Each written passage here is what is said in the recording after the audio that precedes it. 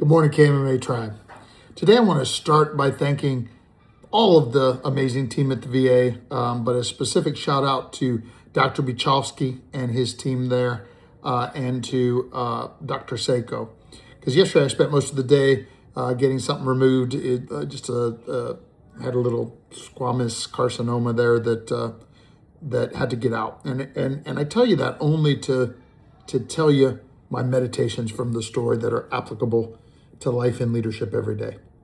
Because number one is that, to me, I thought I just had something that was just going to have to be drained. It had been there for a while, like a cyst or something, and just kept ignoring it. I actually kept trying to squeeze it, so I was probably making it more angry. But anyway, the point of the story is Dr. Beachkofsky, who's, by the way, Colonel Beachkofsky, congratulations on your promotion to Colonel. That is awesome, sir.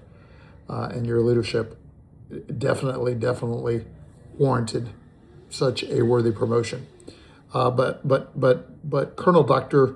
Beachkofsky also happens to be a KMMA black belt.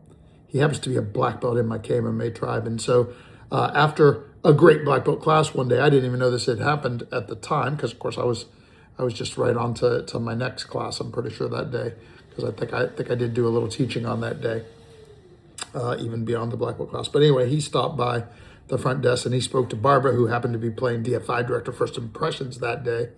And it must have been one of those days where we were doing a tribute to our past by filling in the rows that we would have for the first 20 years of this thing. And but he stopped by and he said, "Hey, Miss Barbara," he said, "I tell Grandmaster he needs to come see me at the VA because that thing on his eyes, that thing on his eyes needs attention." And so anyway, we made an appointment and I went back, and that was a couple weeks ago, and they did a little biopsy and found out what it was. And he said, "Look, you need to get this out sooner rather than later because this is a little more aggressive." They also found something on my chest, but that was the less aggressive one, and that'll get removed soon. But the point is that because this member of my tribe, this awesome black belt, noticed, I was able to take care of the problem right away. And when I went and got it done yesterday, I had three things that I wanted to share with you about it. Number one is exactly what I just said. When we build a great tribe or become a part of a great tribe, there are so many benefits. There are the mental benefits and the mental, spiritual, and emotional benefits that come from being a part of a great tribe.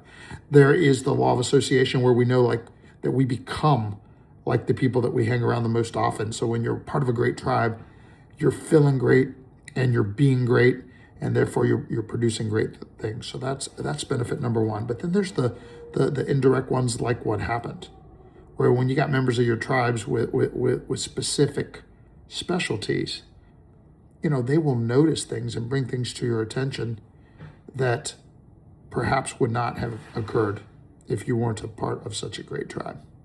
So that's thought number one. Thought number two is that, the thing was not, it's not a big deal, but it was it could have become a big deal. So it made me think about how just like self-defense, just like what we train for at Krav Maga martial arts, right? Like the time to neutralize a threat is quickly, decisively. As soon as there's a problem, and we're talking rather, a self-defense situation where you have to take a preemptive strike even, or otherwise, or leave the area, or whatever the self-defense you're going to choose.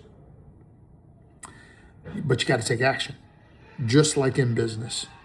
And just like in life and in our health and everything, when you find out that there's a problem that has to be dealt with or removed, you got to do that. You identify. What do? Right? You identify the immediate threat. You give a simultaneous counterattack, right? And you counterattack as necessary. And then the third thing I wanted to talk about is Dr. Seiko. He was the Mose or whatever it is surgeon that did my eye yesterday. And as he was stitching me back up, we had a conversation where he had found out from Dr. Beachkofsky about who I am and what I do. And so he told me about how when he was young, he was a second degree black belt in Taekwondo, but he hadn't done it in years. And he kind of wished he had stuck to it and this and that. And I told him, I said, yeah, but you're a master at what you do. And, that is such an important gift to give to other people, to become a master at whatever you do. And, we talked some more about that whole thing. And then he also said, the other discussion we had that I wanted to share today was, he said, I have these friends who say, they want to just operate to the very, very end, but there becomes a time when it's actually a disservice to your patients to continue. He was talking about, like with tremors and stuff. And I told him about, that I had a personal friend who also happens to be one of my black belts that retired for that very reason. And he said, yeah, he says, but not all of them do that. Some are irresponsible and they stay on there longer than they should. And so I said, and I was talking, we were back and forth between my world and his in this conversation while he was stitching me up. And I said, well, I said, I don't spend much time on the floor teaching anymore, which was my service for the longest time. I said, but I do spend a lot of time coaching and mentoring those that do. I said, as we age, the important thing to embrace is, that we still want to serve. Like what made us love what we do in the first place is serving the people that we do it for. And we still get to serve. The way we serve just changes over time. Ironically, this discussion had also been tied to people who try to stay in some stages too long. And anyways, that's the thing. Because he said, wow, I like that. Like you could tell he was going to have a meditation about it. I am proud of and grateful for that great team, Dr. Beachkofsky's team and Dr. Seiko and all of their support at the VA. And I'm proud of and grateful for all my great black belts and all my great tribe and all my great students, and that I still get to serve.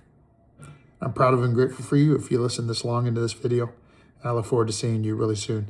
If you happen to be a member of the tribe or want to be, remember that I am going to start, we're going to have this awesome Super Saturday. Oh, it's Superhero Saturday, I'm calling it.